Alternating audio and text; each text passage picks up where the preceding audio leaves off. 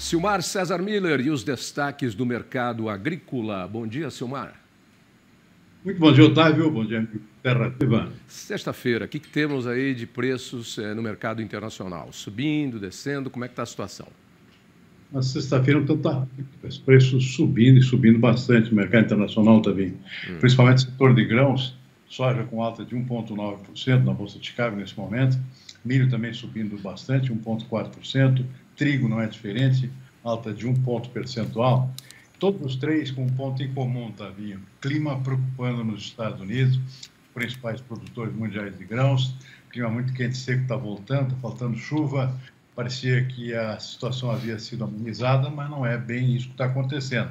E esse momento é uma fase decisiva para a formação das lavouras, para a definição da produtividade. Então, existe uma certa preocupação com relação ao clima ainda nos Estados Unidos, e aí o preço volta a subir. Estava mostrando uma certa calmaria nos últimos dias, mas não teve jeito. A preocupação voltou, preços voltam a subir.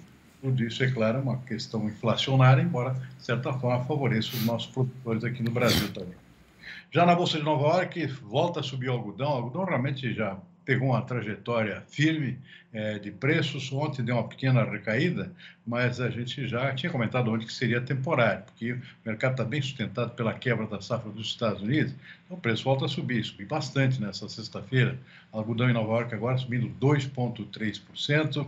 Aliás, está favorecendo o produtor brasileiro aqui, que não só se beneficia com a colheita da atual safra, que ocorre nesse momento, a colheita está sendo finalizada, mas já indica uma tendência de retomada de aumento de área na próxima safra.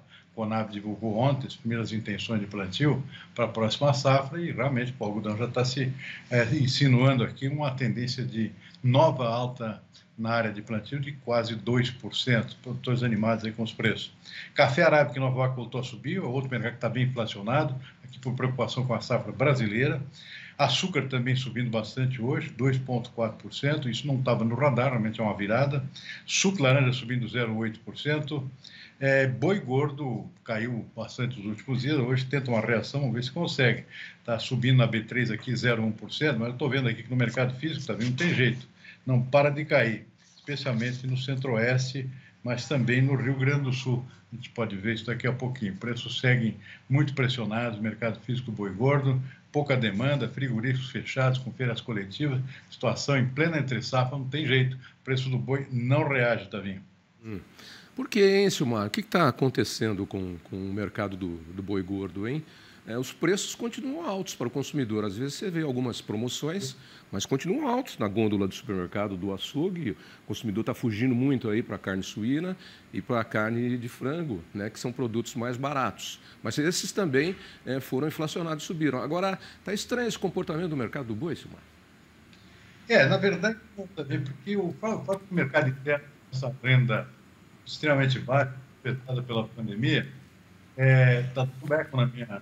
O pessoal corrigiu o eco aí. Corrija aí o eco, Michael, por favor. Estou ouvindo ele. Então, o fato é que, com essa questão dos efeitos da pandemia, no desemprego, na alta dos preços aqui, inflação generalizada, salários baixos, houve uma queda no consumo de carne bovina no mercado interno, né? Então, existe pouca demanda interna. Esse é o principal fator que derruba os preços do boi. É sempre bom lembrar que o Brasil exporta cerca de 1/3 do que produz. Os 2/3 ficam aqui dentro. O maior mercado de carne bovina é o mercado brasileiro. Foi até maior, né? Foi de 80%, hoje está um pouco mais retraído. Então, não tem jeito. Então, aí os frigoríficos acabaram dando férias coletivas nesse último mês. Muitos ainda não voltaram ainda a trabalhar, justamente por falta, exatamente esses frigoríficos que atendem o mercado interno, não os exportadores. A exportação está indo bem, a demanda está forte, especialmente por parte da China, tem novos mercados sendo abertos aqui, inclusive da Coreia do Coreia do Sul e do Japão, são mercados muito sofisticados, pagam bem pela carne bovina, então aí não é o problema, só que é 1/3 só do todo, né? Então não tem jeito, o peso maior está no mercado interno, e aí não tem consumo.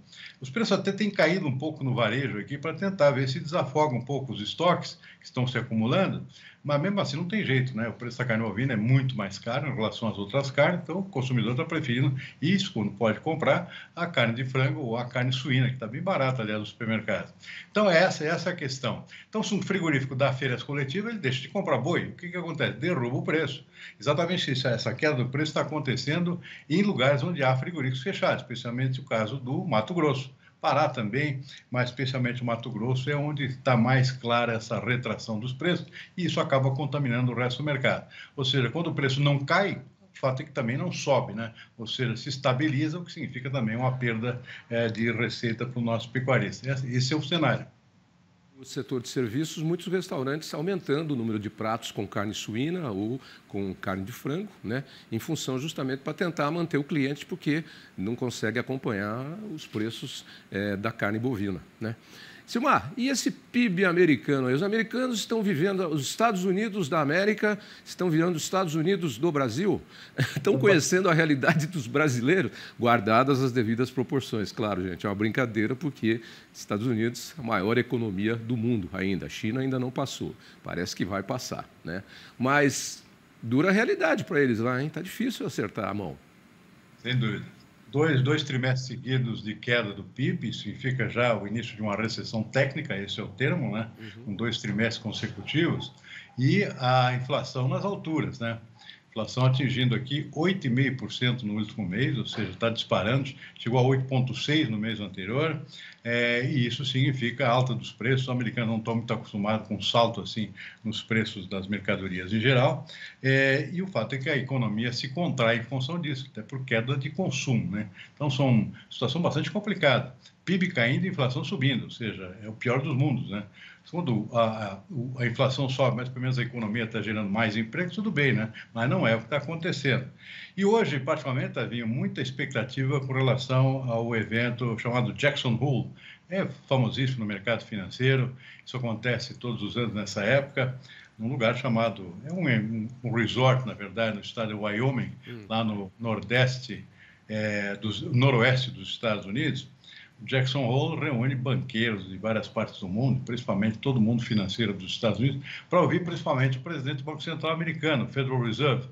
E ele está fazendo pronunciamento nesse momento. Estou de olho aqui no site para ver o que ele vai dizer, porque está o mundo inteiro, o mundo financeiro, principalmente, de olho no que ele vai sinalizar, se vai aumentar mais os juros do Banco Central americano, se vai parar com os aumentos, já teve aumentos fortes esse ano para tentar conter a inflação, ou se vai dar uma segurada para evitar que um juro mais alto piore a situação da economia, ou seja, tenta combater a inflação, mas acaba enterrando empregos. Então, é toda uma situação muito complicada, e tudo que acontece por lá, você sabe que respinga por aqui também, né? Não tem jeito.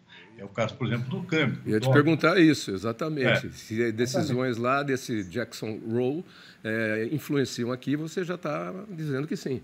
Uma das influências é o seguinte: se subir a taxa de juros lá, significa atração de recursos, de investimentos para os Estados Unidos, que está pagando o juro mais caro. O que acontece? Esse investimento sai do Brasil, e o que acontece é que o nosso dólar sobe, e o nosso dólar subindo muito causa inflação, é inflacionário. Tudo fica mais caro com o dólar mais alto, mas pelos combustíveis, em parte que são importados, ou seja, é um efeito em cadeia, ninguém escapa disso. Estou falando da maior economia do mundo, então o respingo é generalizado no mundo todo, e o Brasil está dentro dele.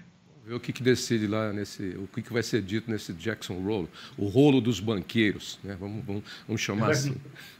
Jackson Hole é buraco, né? Exatamente.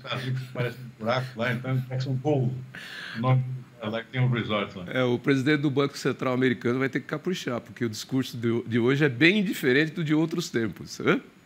Sem dúvida nenhuma, está todo mundo de olho. Ok, Silmar, bom final de semana para você. Segunda a gente conversa novamente. Até lá. Finalmente, até segunda-feira.